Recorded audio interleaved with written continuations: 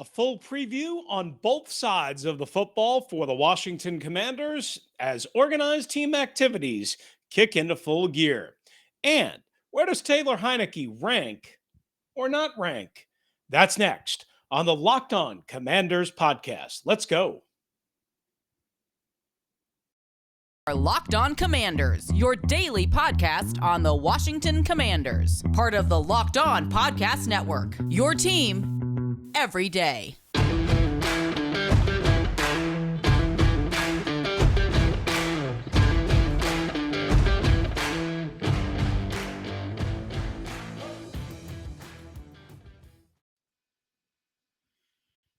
Hey there, everybody, and welcome in, Commanders fans, to the Locked On Commanders podcast, part of the Locked On Podcast Network, your team each and every day. We are your daily podcast covering the Washington Commanders, free and available on all platforms, and we thank you for making us your first listen or your first view of the day. David Harrison, my partner, is off for this episode. He'll return on the next and actually for the rest of the week as we're working solo this week. I'm Chris Russell, one half of the Russell and Medhurst show on the Team 980.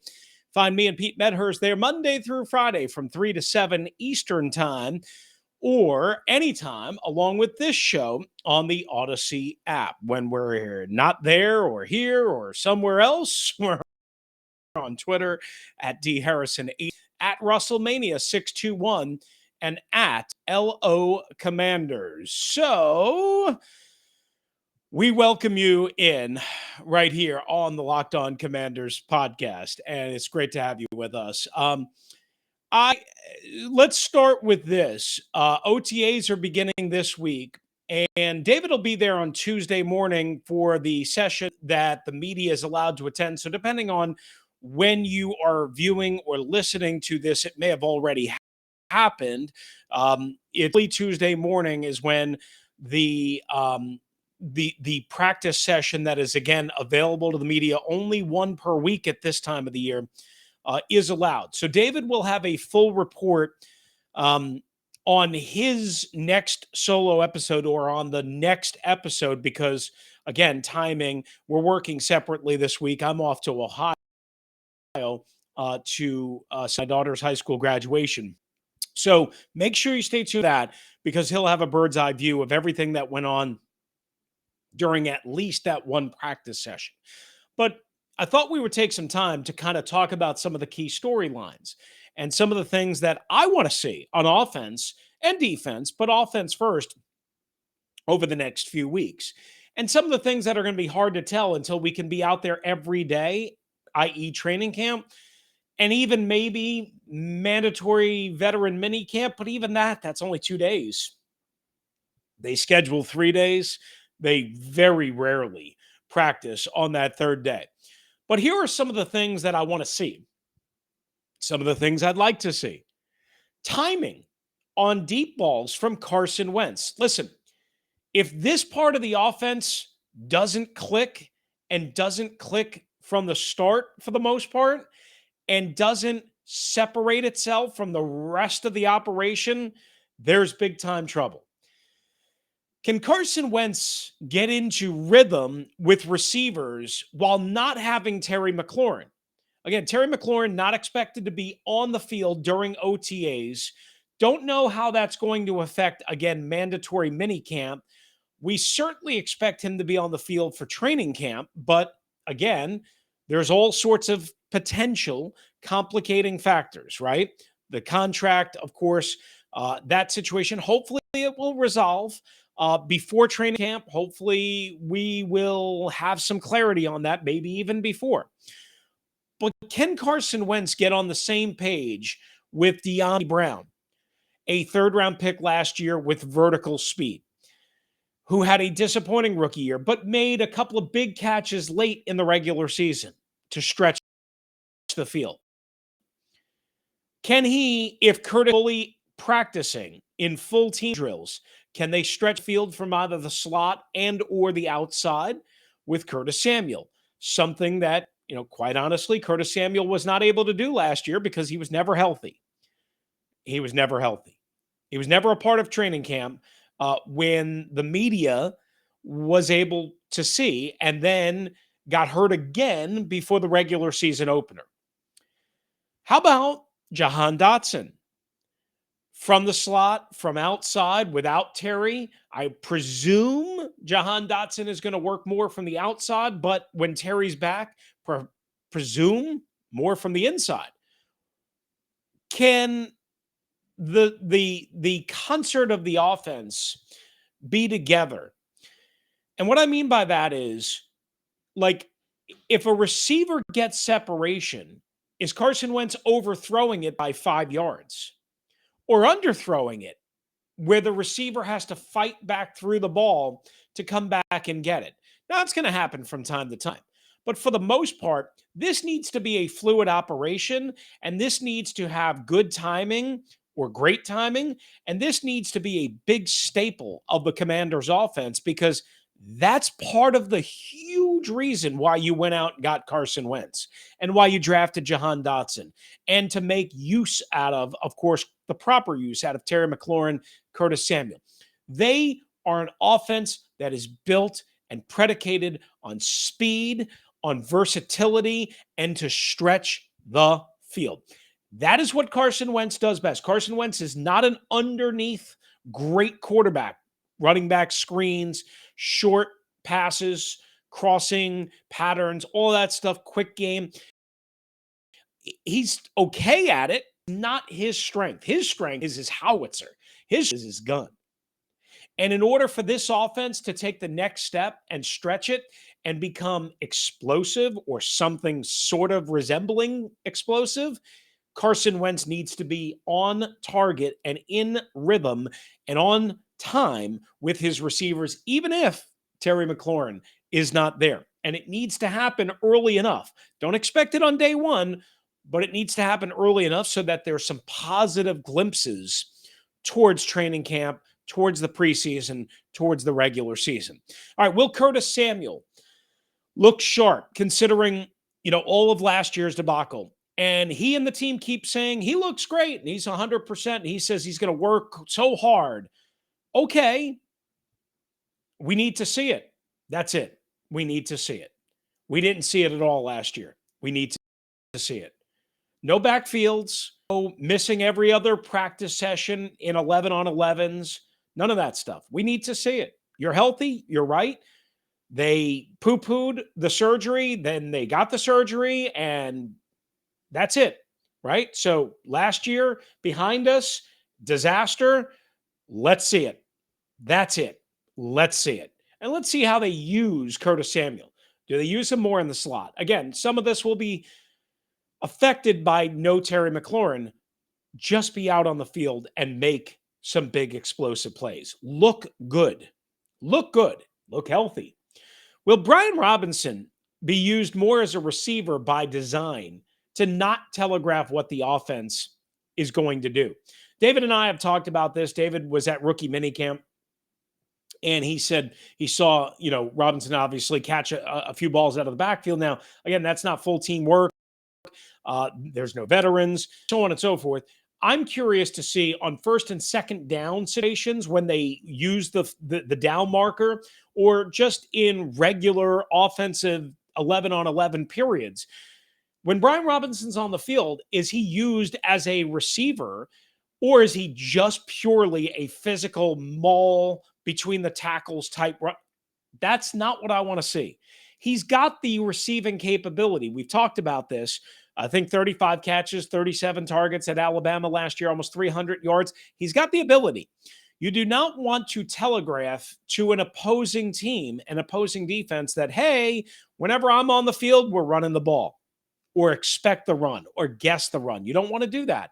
Avoid that as much as possible. This is the time of the year to experiment with all of that.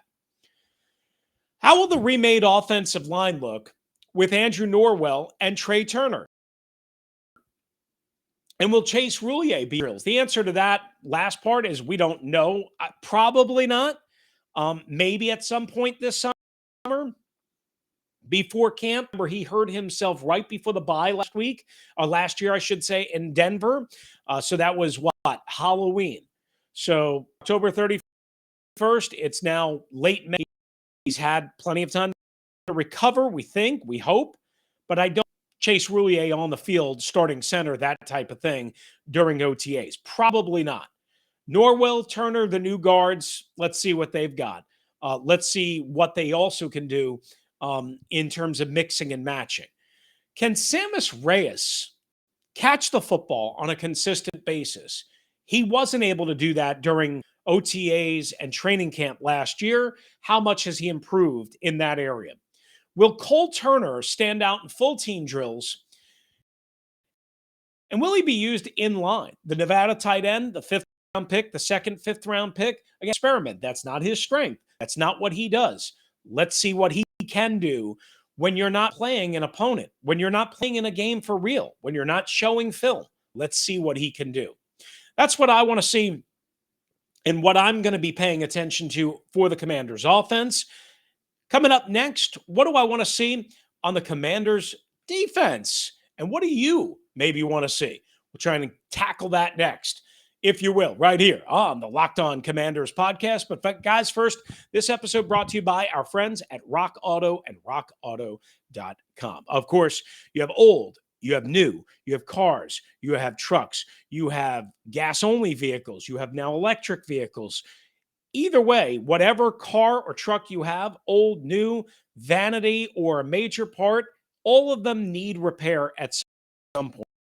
You have a couple of options. You can take them to the where they're going to charge you a lot more money. You can take them to the factorships where they're going to charge you even money than that for parts and labor. Or you can get the parts yourself, maybe fix the car yourself, or perhaps you have a buddy that's a mechanic that might be able to take a little bit of good care of you. That's the way I would go. That's what I try and do with my vehicle. And I go to rockauto.com to get parts that I need for my Kia Forte, which is what I have. So you can go to rockauto.com for whatever vehicle you have. Again, car, truck, what have you, foreign, domestic. Rockauto.com is going to save you a bunch of money and, more importantly, a bunch of time. Think about this. You don't have to go to the dealership. You don't have to go to the mechanic. You don't have to go to the big auto parts superstore and look around in this big maze of auto parts and deal with a pushy salesman who is maybe working on a commission basis or trying to upcharge you and not treating you the same, again, as their buddy, the mechanic down the street who buys in bulk and who's in there all the time and who they're not going to upcharge. They're going to upcharge you. So why go through all of that when you can go to rockauto.com? When you go to rockauto.com, go to their How Did You Hear About Us box. Go to the How Did You Hear About Us box, I should say, and write Locked On in that box so they know we sent you. Amazing selection, reliably low prices, all the parts your car or truck will ever need at rockauto.com. All right, thanks for making the Locked On Commanders podcast your first listen and your first watch each and every day. All right, so now we take a look on the defensive side of the ball as OTAs begin this week. Again, David will have a full report on the next edition of the Locked On Commanders podcast when he is able to be out at the OTA period. I'm not going to be able to this week. I will join him next week. I will not be able to this week because, again, I'm going to be celebrating my daughter's high school graduation in Ohio. So we take a look at what I want to see on defense and what I think Commanders fans need to see. And the question will be, who will be the Mike when the team is in a base 4-3 defense? Will it be David Mayo, the veteran, or will it be Cole Holcomb? Cole Holcomb, as we told you about last week, says, I'm the man, I'm the Mike. That's me. Will it be when they're in the base 4-3, which last year they were only in about roughly 25% of the time? We don't know the answer to that. Last year, when we got to OTAs, nobody thought Jamin Davis was going to actually be the Mike. They thought, well, maybe he might be worked into that, and instead he was out there right away trying to call the defense. And we all know how that worked out. So anything is on the table. I think Cole Holcomb clearly is the most important linebacker right now for this team. Maybe that will eventually become Jamin Davis with his athleticism and his explosiveness. But whoever calls the plays, whoever lines everybody up, whether it be base or sub, is the most important guy. Now, in base, again, if it's David Mayo, Like, look, he's not the most talented guy. I think we all know that. Maybe they'll bring in a veteran after the OTAs. I don't know. One thing to keep in mind, Jack Del Rio did criticize players that were not around for parts of the OTA program last year or parts of the offseason program last year. I was talking to my friend Ben Standing of The Athletic, and he also has the Standing Room Only podcast, which is great. Listen, and had a great guest on me. And he was saying that Jack was actually upset about the second phase, the on-field phase, but before the team periods are allowed, meaning not the phase that we're beginning now, the phase that we just wrapped up last year. And apparently some guys in the secondary missed chunks of that, which he really thought affected the communication and the issues. So the question becomes, is if that's true, and if Jack valued that so much, and then they go out and add a veteran Mike linebacker, somebody that's out there, Joe Schobert, somebody like that, is that going to affect how this team can operate? Don't know. Same thing, of course, if they go out and add a veteran corner after the OTA period. Don't know. So that all leads us into the communication on the back end.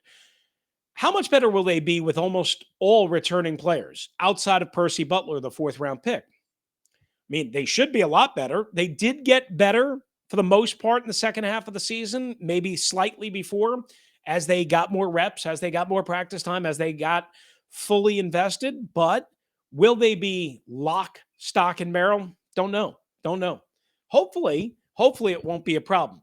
Also, will they show a lot of Buffalo nickel in OTAs? Again, for whatever it's worth. Last year, Ron Rivera, I think, told Julie Donaldson they used the Buffalo nickel position, basically a third safety, drop down as an extra linebacker. We know Landon Collins. Sometimes it's Cam Curl, that type of thing. 53% of the time. So you had sub or nickel plus 75% of the time, and apparently 75% of that time, or 53% of that time, that was Buffalo nickel. Okay. All those numbers, maybe they match up, maybe they're not true. That's just what they are charting, what have you. We take them at their word. Who will be the Buffalo nickel? I presume it'll be Cam Curl. He has the best skill set that matches that. Will it be Percy Butler, who's got more speed, and they lead the more experienced Bobby McCain, Cam Curl for two deep safeties? We don't know. I presume it'll be Cam Curl, especially with no Landon Collins there.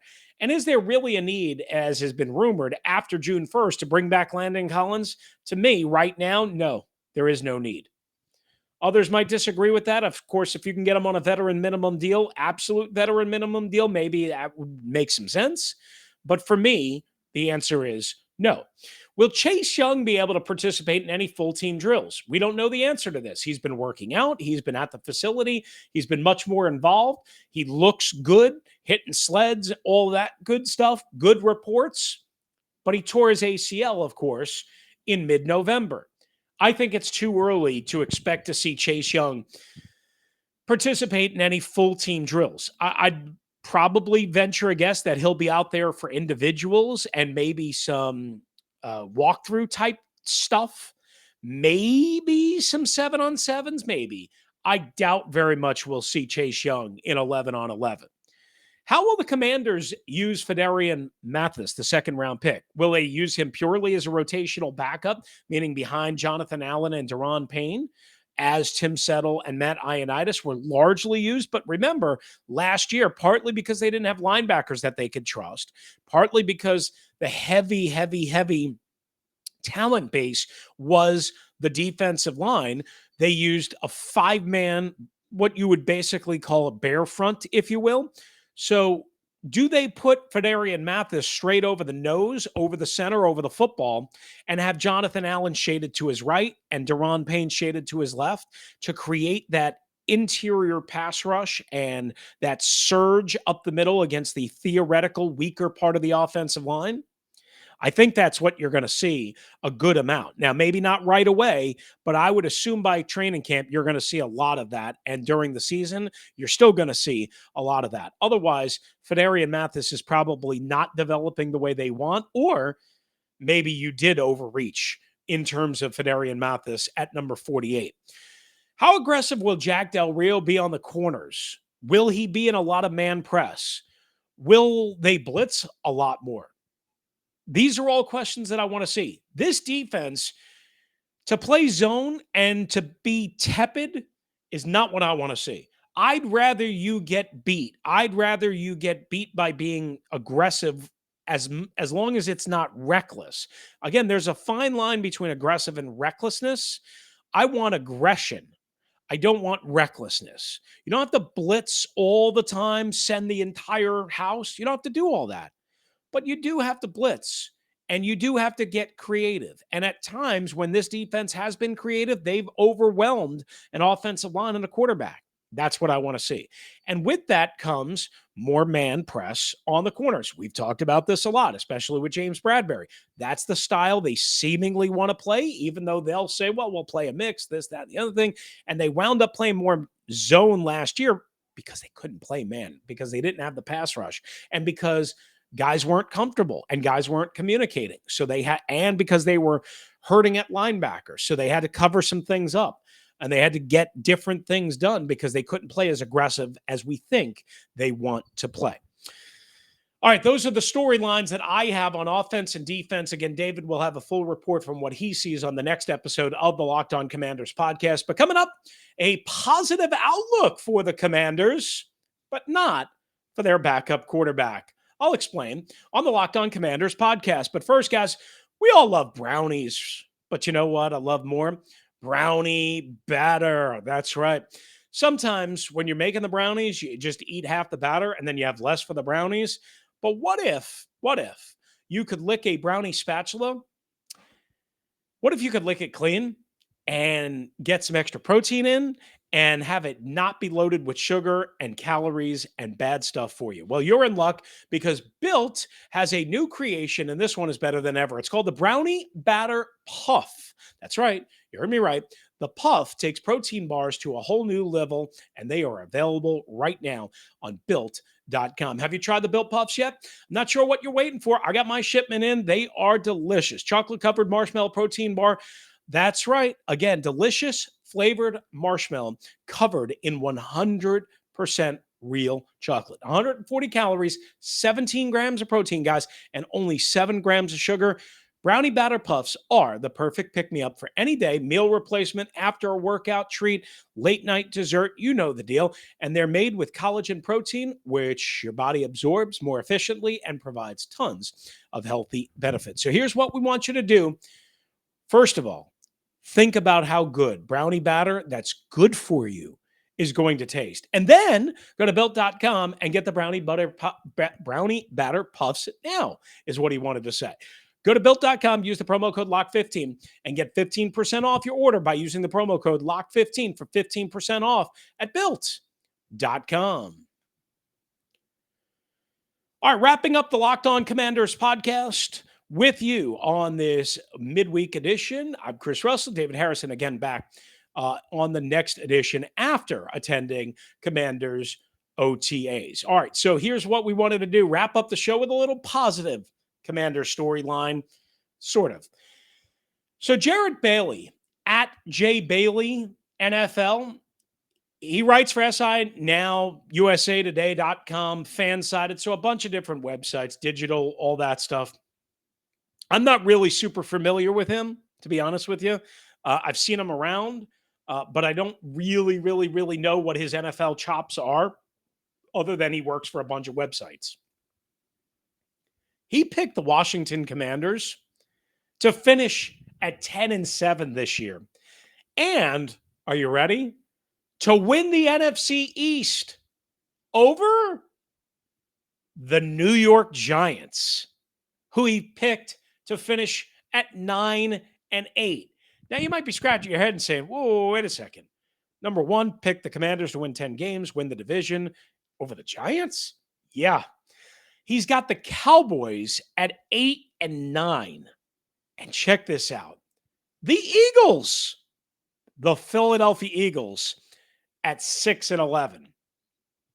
Now, you can take this for what it's worth. I mean, I don't think there's any chance the Eagles finish 6-11 unless Jalen Hurts is really, really bad or gets injured and, Gardner Minshew, whatever, I don't think there's any chance the Eagles are 6-11. I could see the Cowboys at 8-9, depending on how things play out. I could see that. The Giants, I think 9-8 is too rich in the first year under Brian Dable and Joe Shane. I see more 7-10, 8-9 maybe for the Giants.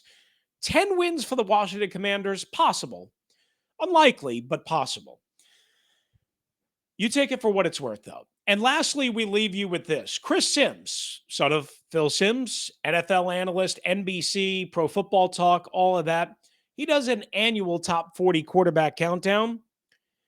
He started off with his top 10 with Drew Lock at number 40, all the way down to Trey Lance at number 31, Sam Darnold at 32, and in between, Kenny Pickett at 39, Teddy Bridgewater, Gardner Minshew, I just mentioned, Tyrod Taylor of the Giants, Davis Mills of the Houston Texans at 35, Tyler Huntley of the Baltimore Ravens at 34, Geno Smith of the Seattle Seahawks, and again, Sam Darnold at 32 for the Carolina Panthers, which means so far in the rankings unveiled, he does not have Taylor Heineke, nor Carson Wentz. Carson Wentz, we expect, of course, to be in the top 20.